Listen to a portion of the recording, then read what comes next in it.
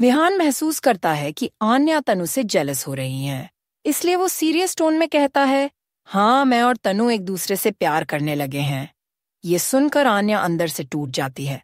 उसने पूरे 5 साल विहान के आने का इंतजार किया और बदले में उसे ये सुनने को मिलता है।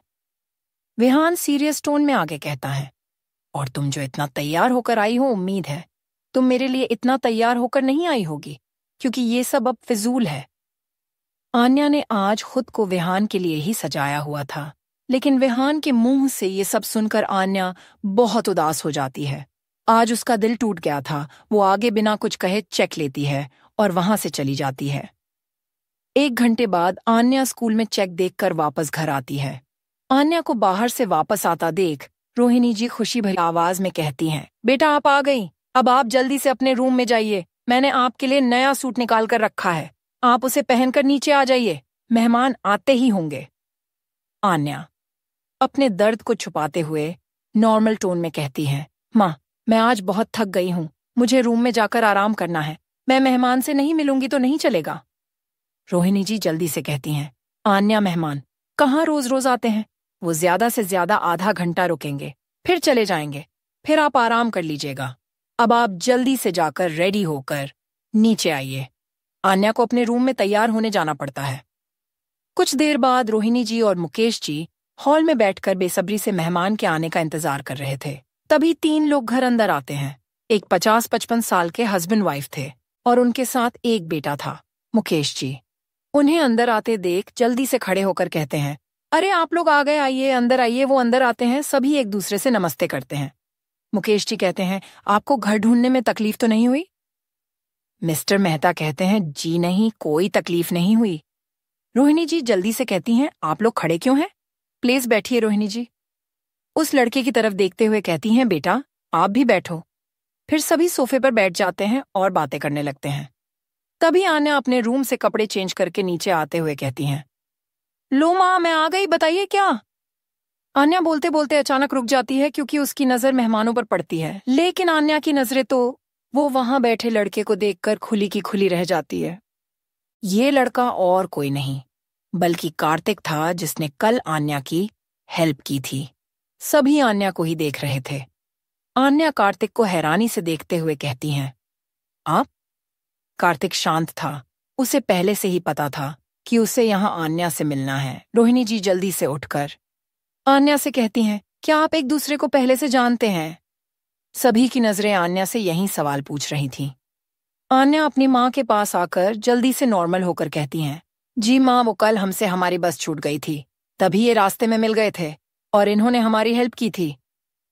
मुकेश जी जल्दी से मुस्कुराते हुए कहते हैं, ये तो अच्छी बात है कि आप लोग एक दूसरे से पहले ही मिल चुके हैं। आन्या को अब समझ में आने लगा था कि यहाँ क्या हो रहा है। वो ना समझ नहीं थी। आन्या अपना गुस्सा कंट्रोल करके धीमी आवाज में हल्का मुस्कुराते हुए कहती हैं, माँ, ये सब क्या है?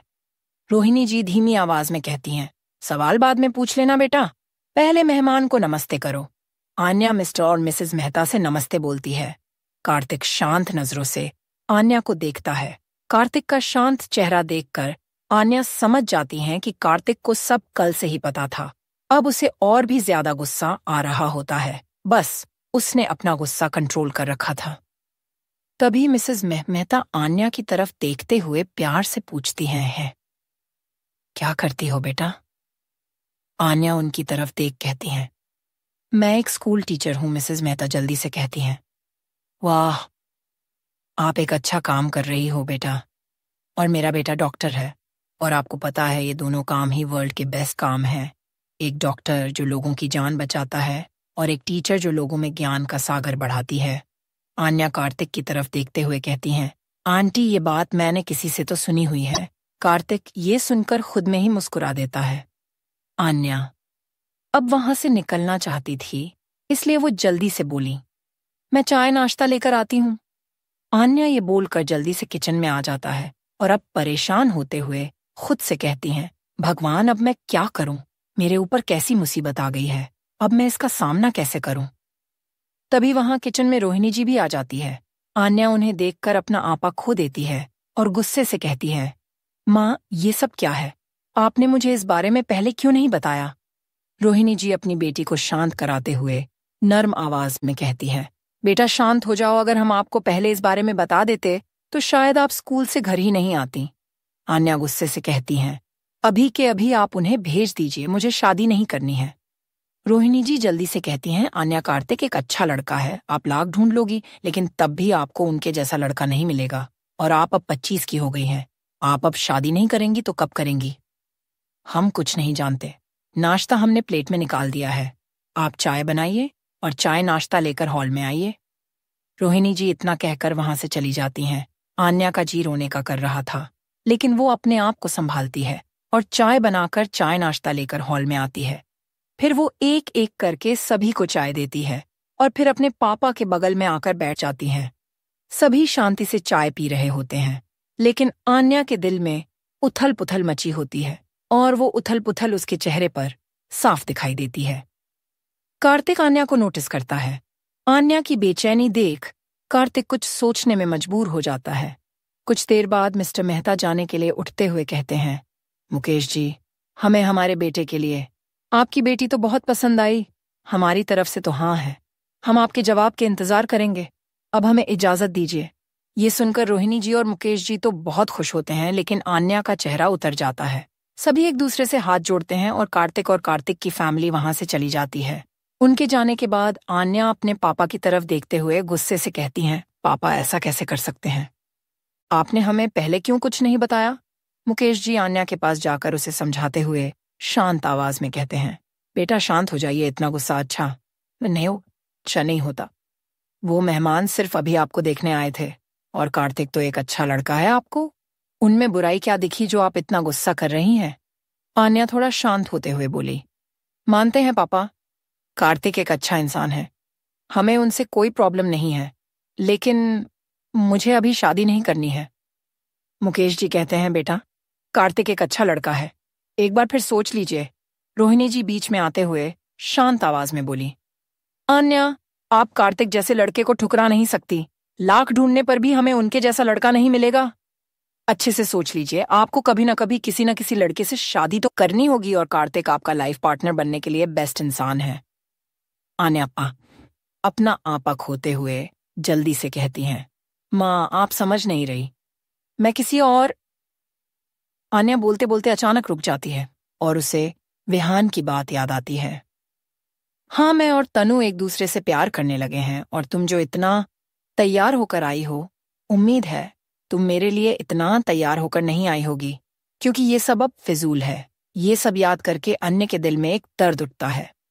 रोहिणी जी आन्या को खोया देख जल्दी से सख्त आवाज में कहती है, आन्या अपनी बात पूरी कीजिए। आन्या अपने आप को संभालते हुए मन में कहती है, विहान के साथ तो अब सब खत्म हो गया है और मुझे कभी ना कभी किसी न किसी से शादी तो करनी होगी, और तो कार्तिक एक अच्छा लड़का है। हाँ, शायद मुझे उसके जैसा लड़का दोबारा कभी नहीं न मिलेगा। मुकेश जी आन्या को खोया देख प्यार से पूछते हैं, बेटा आप ठीक है, क्या हुआ है? आन्या अपने चेहरे में हल्की मुस्कुराहट लाते हुए अपने माँ पापा की तरफ देखते हुए शांत आवाज में कहती हैं, हाँ शायद आप लोग सही कह रहे हैं, इसलिए जैसा आप लोग चाहेंगे वही होगा और मुझे इससे कोई प्रॉब्लम नहीं है।